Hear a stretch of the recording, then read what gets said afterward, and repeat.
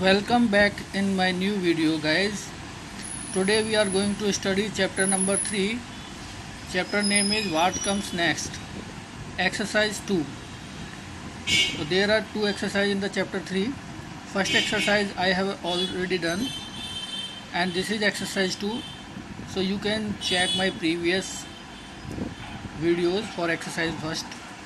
So now today we are going to do solve exercise 2, and there are 30 questions in exercise 2.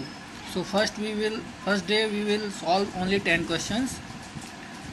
So let's start.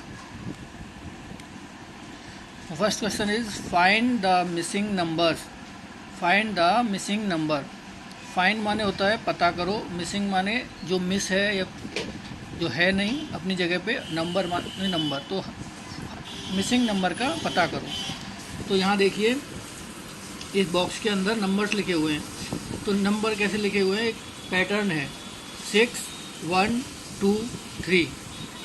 तो 6 से शुरू हुआ, फिर 1 आया, फिर 2 आया, फिर 3 आया, फिर उसके बाद दोबारा 6 आ गया, फिर 1 2 3। तो ये एक पैटर्न चल रहा है 6 1 2 3 6 1 2 3। तो यहाँ पे 6 1 2 तक तो आया, लास्ट वाला ऑप्शन नहीं है, तो यानी क्या नहीं है, 3 नहीं है। तो तभी हमारा पैटर्न पूरा होगा 6 1 2 3 6 1 2 3 6 1 2 3।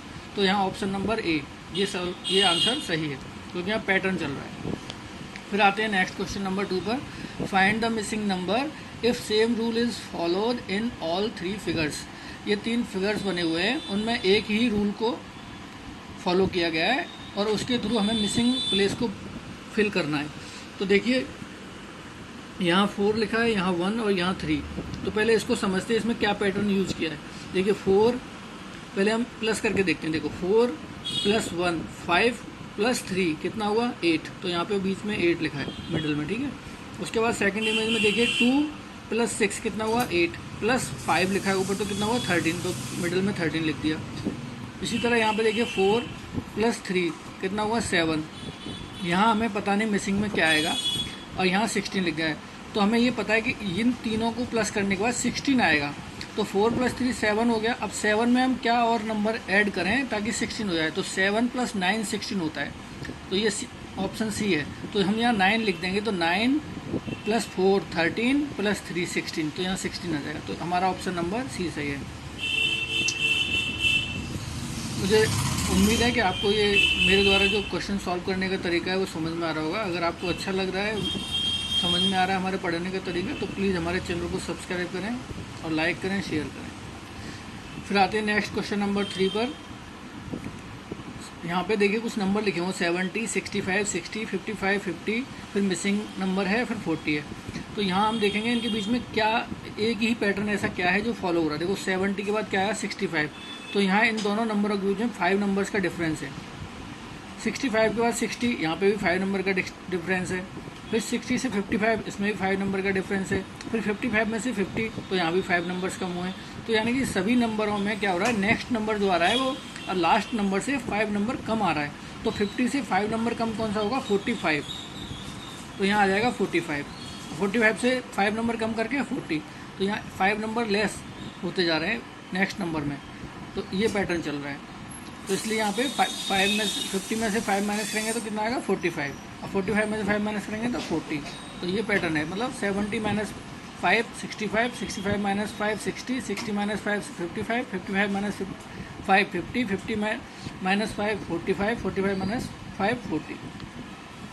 फिर आते हैं क्वेश्चन नंबर 4 पर। यहाँ देखिए सबसे पहले मिसिंग प्लेस दे दिया, उसके बाद 10 14 18 22 और 26। अब यहाँ क्या आएगा उसको समझने के लिए हम जो नंबर्स लिखे हुए हैं उनके बीच में क्या पैटर्न है, क्या रूल फॉलो किया गया है उसको समझेंगे। देखिए 10 और 14 में क्या डिफरेंस है। 10 के 4 स्टेप्स के बाद में 14 आता है, और 14 के 4 स्टेप्स के बाद में 18 आता है।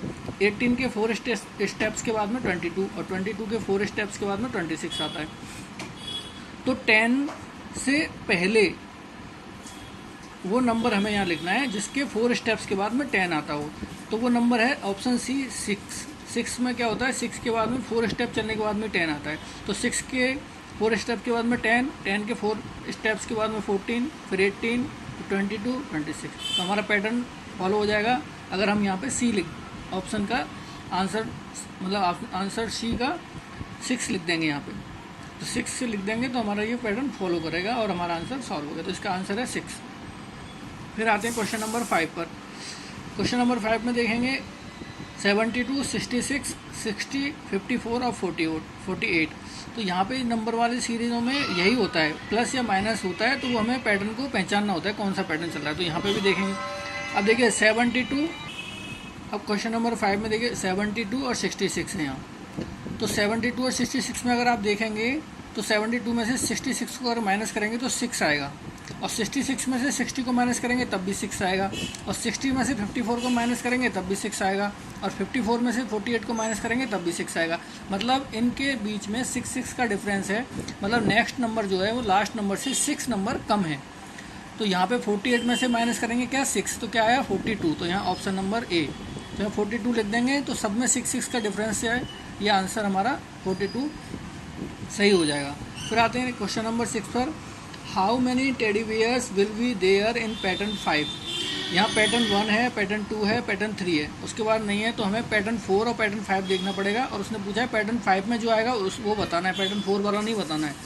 तो देखिए पहले समझते हैं पैटर्न को। पैटर्न 1 में 1 टेडी बियर बना हुआ है। पैटर्न 2 में आप देखेंगे तो 3 टेडी बियर हैं। तो यहाँ 1 था, यहाँ 3, यानी कितने टेडी बियर बढ़ा दिए गए, 2 टेडी बियर ऐड हो गए 1 में। तो 1 + 2 करके 3 कर दिया। फिर थर्ड पैटर्न में क्या किया उसने, 5 टेडी बियर हो गए। तो 3 + 2 कर दिया तो 5। मतलब लास्ट वाले पैटर्न से 2 टेडी बियर ऐड कर दिए जा रहे हैं। जैसे 1 + 2 3, 3 + 2 5। अब 5 + 2 करेंगे तो कितना आएगा 7। तो पैटर्न नंबर 4 में कितने हो गए 7। अब पैटर्न नंबर 5 में जाएंगे तो 7 + 2 करेंगे तो कितना आएगा 9। तो 5 पैटर्न में कितने टेडी बियर होंगे 9। और उसने हमसे किस में पूछा है पैटर्न 5 में। तो पैटर्न 5 में हमारा आंसर होगा 9। फिर आते हैं नेक्स्ट क्वेश्चन नंबर 7 पर। Choose the correct option in place of. देखिए यहाँ लिखा हुआ है SRQP। SRQP है तो देखो S के पहले क्या आता है R के पहले Q के पहले P और P के पहले क्या आता है O। तो यहाँ O आ जाएगा, OPQRS। तो यहाँ पे B ऑप्शन का O आ जाएगा। 7 नंबर क्वेश्चन का आंसर हो गया O। फिर आते हैं क्वेश्चन नंबर 8 पर। देखिए यहाँ लिखा है A, फिर BB, CCC और 4D। अब देखो A फर्स्ट नंबर पे आता तो 1A लिखा है, फिर B सेकंड नंबर पे तो BB, C थर्ड नंबर पे आता तो CCC, 4 नंबर पे D आया तो 4D। अब 5 नंबर पे D के बाद क्या आता है E। तो E को कितने बार लिखेंगे 5 टाइम्स। तो यहाँ 5 टाइम्स E है, ये ऑप्शन नंबर C में। देखिए 1 2 3 4 5। तो यहाँ 5 टाइम्स E लिख देंगे। तो ये क्वेश्चन नंबर 8 का आंसर हो गया C। फिर आते हैं क्वेश्चन नंबर 9 पर। Find the missing number in the number pattern 2 if the series in both patterns follow the same rule. तो वो कह रहा है कि पैटर्न 2 के अंदर जो इमेज है उसमें जो मिसिंग नंबर है उसको पता करो, दोनों पैटर्न्स के अंदर सेम रूल फॉलो किया गया है। तो देखिए यहाँ पे क्या है, फर्स्ट बॉक्स की इमेज बनी हुई है, इसमें 68 है, यहाँ 79 है और यहाँ 90 है। अब आप इन दोनों के बीच में डिफरेंस देखो कितना है। 68 और 79 के बीच में 11 नंबर का डिफरेंस है, और 79 और 90 के बीच में आप देखेंगे तो यहाँ भी 11 नंबर का डिफरेंस है। मतलब 68 में 11 प्लस करेंगे तो 79 आया, फिर 79 में 11 प्लस करेंगे तो 90 आएगा। फिर यहाँ सेकंड पैटर्न में भी सेम फॉलो किया गया। देखिए 29 + 11 करेंगे तो 40 होगा, 40 + 11 करेंगे तो क्या आएगा 51। तो 51 कहाँ है, डी नंबर ऑप्शन में। तो यहाँ पे हमारा आंसर हो गया 9th का डी 51। फिर आते हैं क्वेश्चन नंबर 10 पर। क्वेश्चन नंबर 10 में आप देखिए 50 लिखा है, 48 लिखा है, 46 लिखा है, 44 लिखा है, 42 और यहाँ फिर 2 मिसिंग नंबर्स दिए हैं। अब सब में 2 2 दिए हैं, तो हमें देखना है कि कौन से 2 नंबर यहाँ आएंगे और वो आंसर हमारा सही होगा। तो देखिए 50 और 48 में डिफरेंस कितना है 2 का, क्योंकि 48 49 50 मतलब 2 स्टेप्स लेस है ये। फिर 48 से 2 स्टेप लेस है 46, तो 46 से लेस है 2 स्टेप 44, और 44 से 2 स्टेप लेस है 42। तो 42 से 2 स्टेप लेस करेंगे तो क्या आएगा 40, और 40 से 2 स्टेप लेस करेंगे तो क्या आएगा 38। तो 40 और 38, तो 40 और 38 कहाँ है, बी ऑप्शन में। तो हमारा आंसर हो गया बी यहाँ पे। आज के लिए इतना ही, 10 क्वेश्चन सॉल्व हो गए। आशा करता हूँ आपको अच्छे से समझ में आए होंगे।